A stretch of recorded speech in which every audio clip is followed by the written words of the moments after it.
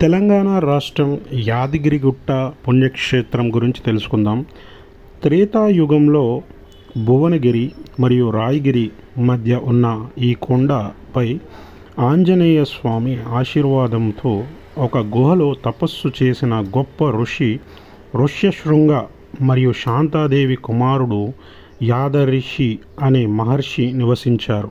తెలంగాణ జిల్లా అతని ప్రగాఢ భక్తికి సంతోషించిన విష్ణువు యొక్క అవతారమైన నరసింహ భగవానుడు శ్రీ జ్వాల నరసింహ, శ్రీ యోగానంద, శ్రీ గండభైరుండ, శ్రీ ఉగ్ర మరియు శ్రీ లక్ష్మీ నరసింహ వంటి 5 విభిన్న రూపాలతో అతని ముందు ప్రత్యక్షమయ్యాడు. ఈ 5 రూపాలు ప్రస్తుతం ఆలయంలో పూజింపబడుతున్నాయి.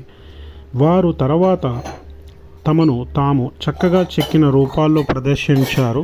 తర్వాత వాటిని పంచనరసింహ క్షేత్రముగా పూజించారు. ప్రసిద్ధ 18 పురాణాలలో ఒకటైన స్కాంద పురాణంలో ఈ ఆలయ మూలం గురించి ప్రస్తావన ఉంది.